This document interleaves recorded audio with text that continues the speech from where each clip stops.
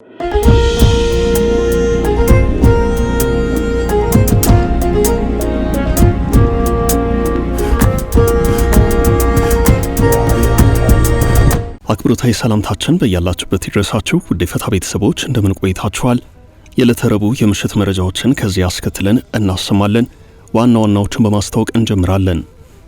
የኢትዮጵያ መንግስት በዛሬው ዕለት አስቸኳይ መግለጫ አውጥቷል። መግለጫው ጠንከር ባሉ ቃላትና ገለጻዎች የታጀበ ነው። በመግለጫው ላይ አፋጣኝ የሚለው ቃል እንዲካተት ተደርጓል። በዝርዝር እንመለከተዋለን።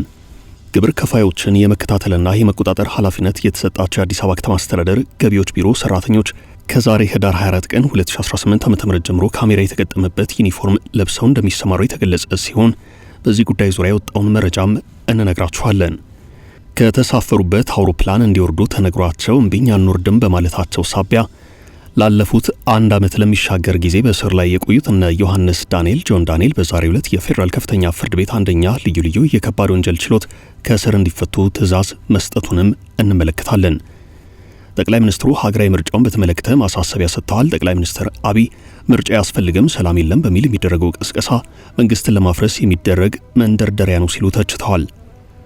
በሕዝብ ተወካዮች ምክር ቤት የሥራ ዘመን ለአንድ ዓመት የተራዘመለት የኢትዮጵያ ሀገራዊ ምክክር ኮሚሽን የምክክር ሂደቱን ማጠናቀቅ እንደማይቻል አስታውቋል። ኮሚሽኑ ይህን ያለው የተሰጠ ጊዜ ገደብ ሊጠናቀቅ የ3 ወራት ጊዜ በቀረበት ወቅት ነው። በኢሚግሬሽን ለአገልግሎት 700 ሺህ ብር የተጠየቀው ግለሰብ አነጋጋሪ ሆኗል። የኢትዮጵያ ሕዝብ እንባ ጠባቂ ተቋም የኢሚግሬሽንና ዜግነት አገልግሎት ለአንድ ተገልጋይ የመኖሪያ ፍቃድ ለማደስ 700 ሺህ ብር የጠየቀበትን የአስተዳደር በደል ጥያቄ መፍታቱን ይፋ አድርጓል። በውጭ መረጃችን አወዛጋቢው ዶናልድ ትራምፕ አንድ ከበድ ያለ ተቃውሞ ተቀስቅሶባቸዋል። በዚህም ዙሪያ ንግግር አድርገዋል።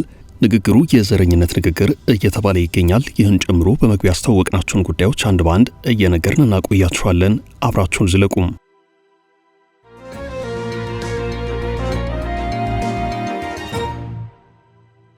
የመንግስት አፋጣኝ መግለጫ። የኢትዮጵያ መንግስት በዛሬው ዕለት አስቸኳይ መግለጫ አውጥቷል። መግለጫው ጠንከር ባሉ ቃላትና ገለጻዎች የታጀበ ነው። መግለጫው ሰሞኑን በግብጽ የውጭ ጉዳይ ሚኒስትር ባደር አብደላቲ ከሰጡት አንድ ጠበቅ ያለ ቃለ ምልልስ ጋር የሚገናኝ ነው።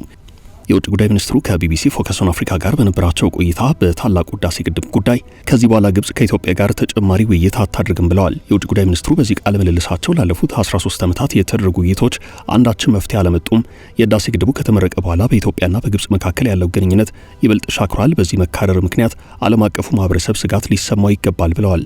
ባለፉት 13 ዓመታት በሀገራቱ መካከል የተደረገው ውይይት ውጤት ባለማስገኘቱ ግብጽ በዓለም አቀፍ ህግ መሰረት የውሃ ደህንነቷን ታስከብራለች። ከዚህ ቀደም ከኢትዮጵያ ጋር የተደረጉ ውይይቶች ምንም ውጤት ባለማስገኘታቸው በቀጣይም ንግግር ማድረጉ አስፈላጊ አይደለም ብለዋል። ለዚሁ ጠበቅ ያለ የውጭ ጉዳይ ሚኒስትሩ ዛቻ አዘል ይዘት ያለው ቃለ ምልልስ የኢትዮጵያ መንግስት በዛሬው ዕለት አስቸኳይ በሚል በውጭ ጉዳይ ሚኒስቴር በኩል መግለጫ አውጥቷል። የውጭ ጉዳይ ሚኒስቴር በዛሬው መግለጫው የግብጽ ባለስልጣናት እየደጋገሙ ንግግር አንቀበልም የማለታቸው እውነታ የ21ኛው መቶ ክፍለ ዘመን እውነታዎችን እንደማይቀበሉ ግልጽ ማሳያ ነው ብሎታል። መግለጫው አንዳንድ የግብጽ ባለስልጣናት በአባይ ላይ ሙሉ ስልጣን ያለን እኛንን ብለው የሚያስቡና የነኑ ሐሳብም የሚያስተጋቡ መሆኑን ያመላክተ ሲሆን ከዚህ ባለፈም ኢትዮጵያን እናተራምሳለን የሚል ዘመቻ ጭምር የሚያካሂዱ መሆኑን በማስመልከት እንደ አይነቱ ግዴለሽነት የተሞላበት የግብጽ አካሄድ ዳፋው ለአፍሪካ ቀንድ ጭምር የሚተርፍ ነው ብሎታል። መግለጫው ኢትዮጵያ ጥንታዊት ሀገርና የስልጣኔ ምንጭ የሆነች የረጅም ጊዜያት ታሪክ ያላትና ቀኝ ግዛትን በመዋጋት ፓን አፍሪካኒዝምን የመሰረተች ሀገር ናት በማለት በግብጽ ዛቻ እንደማትናወጥ አስረድቷል። ግብጾች ከቀደመው የኛ ብቻ ከሚለው ኋላ ቀር አስተሳሰባቸው በመላቀቅ ዘመኑን በሚዋጅ አዲስ አስተሳሰብ ራሳቸውን ዳግም መቃኘት አለባቸው ብሏል። የዛሬው የውጭ ጉዳይ ሚኒስቴር ጠበቅ ያለ መግለጫ ኢትዮጵያ ከጠቅላላው የአባይ ተፋሰስ ሀገራት የውሃ ድርሻ 86 በመቶን የምታበረክት ሀገር መሆኗን በመጥቀስ ከኢትዮጵያ የውሃ ክፍልም ውስጥ አባይ 70 በመቶ ድርሻ ያለውን እውነታ መረዳት ያስፈልጋል ብሏል። መግለጫው ኢትዮጵያ የአባይን የውሃ መብቷን ለመጠቀም ፈጽሞ ወደ ኋላ የምትልበት አንዳች ሁናቴ የለም ሲልም በጥብቅ አስምሮበታል።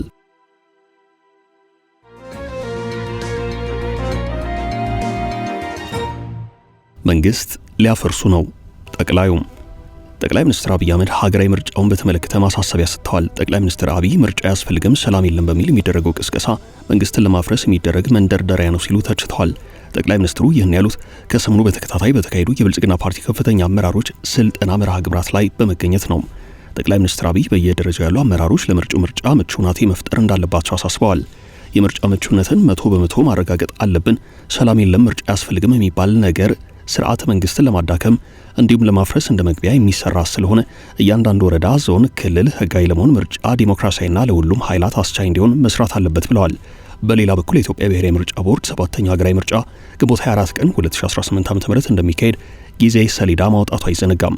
ኦነግ፣ ኦፌኮና 8 ያህል ተቋሚ ፓርቲዎች በቅርቡ ባወጡት የጋራ መግለጫ ቀጣዩ ሀገር አቀፍ ምርጫ ከመካሄዱ በፊት መንግስት ትጥቅ ካነገቡ ቡድኖችና ከሌሎች የፖለቲካ ኃይላት ጋር ሁሉን አቀፍ የፖለቲካ ውይይት የማድረግና በአገሪቱ የተለያዩ አካባቢዎች የሚካሄዱ ግጭቶችን ማስቆምን ጨምሮ 7 ቅድመ ሁኔታዎች በቅድሚያ መሟላት አለባቸው ብለዋል። ይህ በዚህ እንዳለ ህዝባዊ ወያነ ሓርነት ትግራይ ህወሓት በበኩሉ 7ኛው ሀገር አቀፍ ምርጫ በትግራይ ክልል እንዲካሄድ የኢትዮጵያ ብሔራዊ ምርጫ ቦርድ የፓርቲውን ህጋዊ ሰውነት ዳግም መመለስ አለበት የሚል ቅድመ ሁኔታ ያስቀምጧል። በክልሉ የሚንቀሳቀሱ ሳልሳይ ወያነ ትግራይና የትግራይ ነጻነት ፓርቲዎች የህወሓት እርምጃ የትግራይን ህዝብ ለተጨማሪ የፖለቲካ የኢኮኖሚና ማህበራዊ ቀውስ ሊዳርግ ይችላል በሚል አስጠንቅቀዋል። ህወሓት ችግር ውስጥ ነው ማለት የትግራይ ህዝብም ችግር ውስጥ ነው የሚል ይዘት ያለው መግለጫ ማውጣቱ ካለፈው ጦርነት ትምህርት አለመውሰዱን ያሳያል ብለውታል።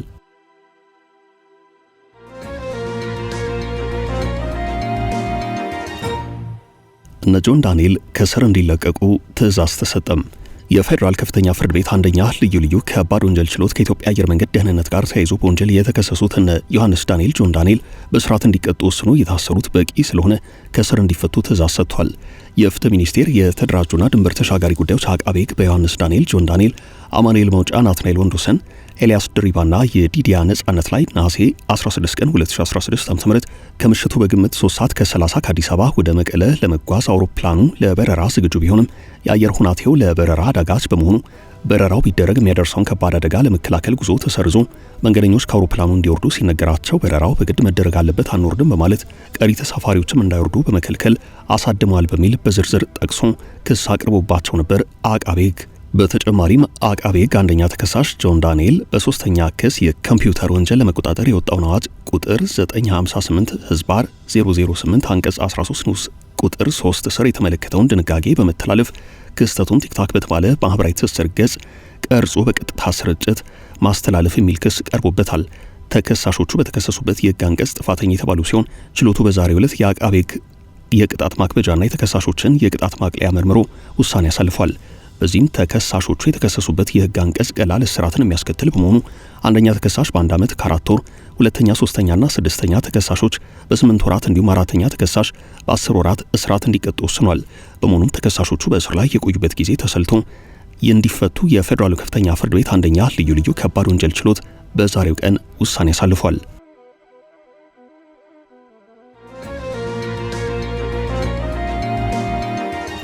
ይፋ የሆነው የግብር ተቆጣጣሪዎች የካሜራ የደንብ ልብስ ግብር ከፋዮችን የመከታተልና የመቆጣጠር ኃላፊነት የተሰጣቸው የአዲስ አበባ ከተማ አስተዳደር ገቢዎች ቢሮ ሰራተኞች ከዛሬ ህዳር 24 ቀን 2018 ዓ.ም ጀምሮ ካሜራ የተገጠመበት ዩኒፎርም ወይንም የደንብ ልብስ ለብሰው እንደሚሰማሩ ታውቋል። የከተማይቱን የገቢዎች ቢሮ አጣቅሶ ዘገባውን ያወጣው ሪፖርተር ቢሮ የተመደበለትን ከ100 ሚሊዮን ብር በላይ ወጪ በመጠቀም ከኢንፎርሜሽን መረብ ደህንነት ኢንሳ ጋር ተቀናጅቶ የቦዲ ወርን ካሜራ ፕሮጀክትን ወደ ተግባራዊ ስራ እንዳስገባ አመላክቷል።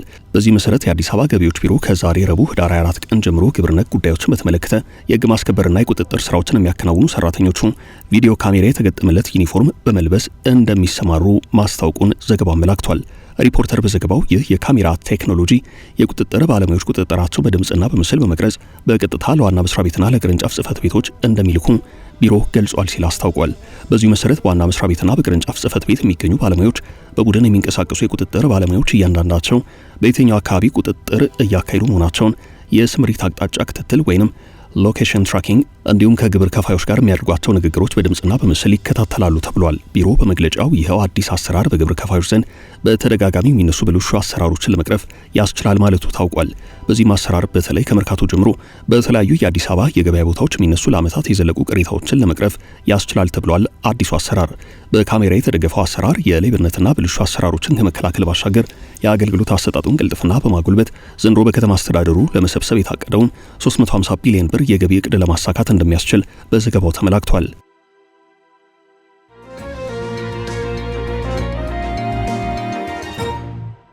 ያልተጠናቀቀው ሀገራዊ ምክክር በሕዝብ ተወካዮች ምክር ቤት የሥራ ዘመኑ ለ1 ዓመት የተራዘመለት የኢትዮጵያ ሀገራዊ ምክክር ኮሚሽን የምክክር ሂደቱን ማጠናቀቅ እንደማይችል አስታውቋል። ኮሚሽኑ ይህን ያለው የተሰጠው የጊዜ ገደብ ሊጠናቀቅ የ3 ወራት ጊዜ በቀረበት ወቅት ነው። ባለፈው ዓመት የካቲት 11 ቀን 2017 ዓ.ም በአስቸኳይ ስብሰባ የህዝብ እንደራሴዎች ምክር ቤት የኮሚሽኑን የስራ ጊዜ በ1 ዓመት አራዝሞ ነበርም። ሪፖርተር ዛሬ ባወጣው ዘገባ የስራ ዘመኑ ለ1 ዓመት የተራዘመለት የኢትዮጵያ ሀገራዊ ምክክር ኮሚሽን በቀሩት 3 ወራት ጊዜ ውስጥ የምክክር ሂደቱን ማጠናቀቅ እንደማይችል ማስታወቁን አመላክቷል። ኮሚሽኑ ይህንን የገለጸው የኢትዮጵያ የሃይማኖት ተቋማትና የሲቪል ማህበረሰብ ድርጅቶች የላቀ ተሳትፎ ለሀገራዊ ምክክር ውጤታማነት በሚል ርዕስ ባሰናዳው መድረክ ላይ ነው። የኢትዮጵያ ሀገራዊ ምክክር ኮሚሽን ምክትል ዋና ኮሚሽነር ሂሩት ገብረስላሴ በሚቀረው የ3 ወራት ጊዜ ውስጥ ምክክሩን አድርጎ ማጠናቀቅ ይቻላል ተብሎ ከመድረኩ በቀረበላቸው ጥያቄ የትግራይ ክልል የምክክር ሂደት አለመካሄድ፣ በትጥቅ ትግል ውስጥ የሚገኙ ቡድኖችና ጥቂት የሚባሉ የፖለቲካ ፓርቲዎች በሂደቱ አለመካተታቸው ኮሚሽኑ ዋናውን ሀገራዊ ምክክር በሚቀረው ጊዜ ውስጥ አካሂዶ እንዳያጠናቅቅ ፈተና ሆኖበታል ብለዋል። የትግራይ ክልል የምክክር ሂደት አለመካሄድ ሀገራዊ ምክክሩ በተያዘለት ጊዜ እንዳይደረግ ዋናው ፈተና መሆኑን ሀገራዊ ጉባኤውን ለመጥራትም መዘግየት እንዲፈጠር ምክንያት መሆኑ ተጠቅሷል። ኮሚሽኑ የፕሪቶሪያው የሰላም ስምምነት ከተፈረመ አንስቶ ወደ ክልሉ በመግባት ከቀድሞና ካሁኑ የክልሉ ጊዜ አስተዳደር መሪዎች ጋር ውይይት ማድረጉን፣ ነገር ግን እናሳውቃቸዋለን የሚል መልስ እንደተሰጣቸው፣ መንግስትንም ሲያነጋግሩ ደግሞ የፕሪቶሪያ የሰላም ስምምነትን ለማስፈጸም ችግር ላይ መሆኑ እንደተነገራቸው ገልጸዋል። ምክትል ኮሚሽነሯ በሁለቱም አካላት በኩል የቀረቡት ሀሳቦች በኮሚሽኑ አቅም የሚፈቱ አለመሆናቸውን መረዳታቸውን፣ ከዚህ ባሻገር የትግራይ ችግር የሚባሉ ጉዳዮችን ክልል በሀገር ጉባኤው እንደ ምክክሩ አጀንዳ አድርጎ በማቅረብ ውይይት እንዲደረግባቸው ማድረግ እንደሚችሉ አማራጭ መቅረቡንና እስካሁን እየተጠበቀ እንዳለ አስረድተዋል። በጉዳዩ ላይ ከጊዜ አስተዳደሩ በተጨማሪ ከዋት ሴቶችና ወጣቶችን ጨምሮ ከተለያዩ ማህበረሰብ ክፍሎች፣ ከዩኒቨርሲቲ መምህራን፣ ከፖለቲካ ፓርቲዎችና ከሲቪል ማህበራት ጋር ውይይት ማድረጋቸውን አስታውሰዋል። የትግራይ ክልል ችግር እዚህ ደረጃ ይደርሳል የሚለውን ባለመገመት የኮሚሽኑ የሥራ ዘመን ለ1 ዓመት እንዲራዘም መደረጉን የገለጹት ምክትል ዋና ኮሚሽነሯ እስካሁን የተሰበሰቡ አጀንዳዎች ቀረጻ መጀመሩን፣ ነገር ግን ለሀገራዊ ምክክር የሚሆኑ አጀንዳዎችን ይፋ ለማድረግ ሲፈለግ የትግራይ አጀንዳ ለመካተቱን፣ ሀገራዊ ጉባኤውን ለመጥራት ቢታሰብም የትግራይ ተወካዮች በሌሉበት ለማድረግ ችግር መሆኑን፣ በ3 ወራት ውስጥ ይህ ሁሉ ተደርጎ እንደማይጠናቀቅና ኮሚሽኑም ስራውን እንደሚቀጥል ገልጸዋል። ብዙ ተስፋም ደግሞም ስጋትም ውዳሴም ነቀፌታም የገለልተኝነት ጥያቄ ኮሚሽኑ ስራ ቅርጹም ግቡንም አቅጣጫውንም ላለመሳቱ ማረጋገጫ እየተጠየቀበት የቆየው የሀገራዊ ምክክር ኮሚሽን የተሰጠው አጠቃላይ የስራ ዘመን ሊጠናቀቅ 3 ወራት ብቻ ይቀሩታል።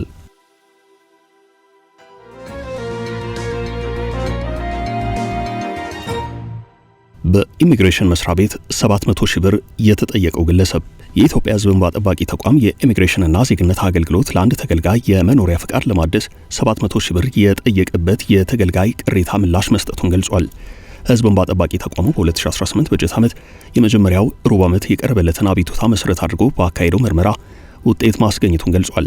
እንባ ጠባቂው ከቀረቡለት ከአቤቱታዎች መካከል ከልማት ተነሽነት ጋር ተያይዞ የቀረበ አንድ ቅሬታና የአስተዳደር በደል መፍትሄ ማስገኘቱን ገልጿል። የኢሚግሬሽን ዜግነት አገልግሎትን አስመልክቶ ደግሞ አንድ ባለጉዳይ በተከታታይ ለ5 ዓመታት ሲያሳድሱት የቆዩትን የመኖሪያ ፍቃድ ለማደስ በዚህ ዓመት ሲስተም በመቋረጡ አልተደረገም የተባለ ከፍተኛ ክፍያ መጠየቃቸውን ተቋሙ ገልጿል። ግለሰቡ ፍቃዱን ለማደስ $5000 ወይም 70382 ብር መጠየቃቸውንና ይህም በተቋሙ የተደረገ የአስተዳደር በደል መሆኑን እንባ ጠባቂው ገልጿል። የኢትዮጵያ ሕዝብ እንባ ጠባቂ ተቋም ያለ አግባብ እንዲከፈል የተጠየቀው ገንዘብ ቀሪ ተደርጎ ሕጉ በሚጠይቀው አግባብ መሰረት ግለሰቡ አገልግሎት እንዲያገኙ ማድረጉን አስታውቋል። በተመሳሳይ በተለያዩ 2 አካባቢዎች ከልማት ተነሽነት ጋር በቀረቡ 12 አቤቱታዎች ምርመራ ተደርጎባቸው ለ11 የካሳ ክፍያ እንዲከፈላቸው መደረጉን፣ ለአንድ ቅሬታ አቅራቢ ምትክ እንዲሰጥ ማድረጉን እንባ ጠባቂው ገልጿል።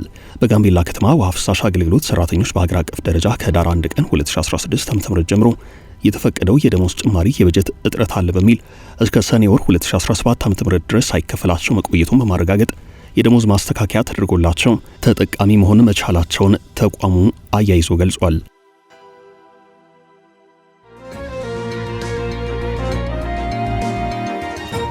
ትራምፕ የገጠማቸው ከባድ ተቃውሞ።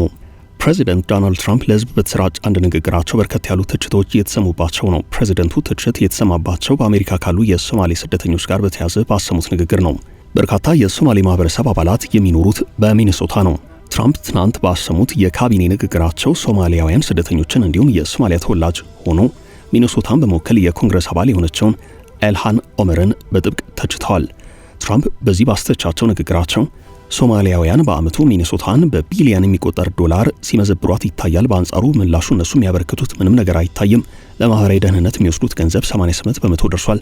እውነቴን ነው የምላቸው። እኔ እነዚህን ሰዎች አልፈልጋቸውም። ሀገራቸውም በጎ ለውጥ ያልታየባት እንዲሁ ዝም ብሎ ሳይሆን በምክንያት ነው። ዝም ብለን የማይረባ ነገር በሙሉ በመሰብሰብ ሀገራችንን ወደ ተሳሳተ መንገድ እየወሰድናት ነው። እነዚህ ሰዎች እንዲሁ ቁጭ ብለው እንዲሆነን እያሉ ቅሬታ ከማቅረብ ውጭ የሚሰሩት ስራ የላቸውም። የሚገርመው ነገር እኛ ሀገር መጥተው የሚያማርሩት ከሲኦል ሀገር መጥተው ነው። አሁንም የምለው እነዚህ ሰዎች ወደ መጡበት ይመለሱ ነው። ኢልሃን ኦመርም ሆነች ጓደኞቿ ጭምር የማይረቡ ናቸው። የመጨረሻው መፍትሄ ማባረር ብቻ ነው ብለዋል።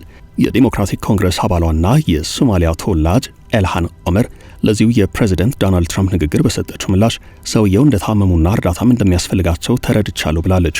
በርካቶች ይህንኑ የፕሬዝዳንቱን ንግግር የዘረኝነት ንግግር ነው ሲሉ አጥብቀው እየተቃወሙት ነው። ውድ ቤተሰቦቻችን ለዛሬ ያዝንላችሁን ርዕሰ ጉዳዮች እዚህ ላይ ቋጨን። ላይክ፣ ሼር እና ኮሜንት በማድረግ ለቻናላችን ድጋፋችሁን መግለጽ እንዳትዘነጉ እያልን ከሌሎች መረጃዎች ጋር ደግመን እስክንገናኝ ቸር ያሰማን ስንል ተሰናበትን።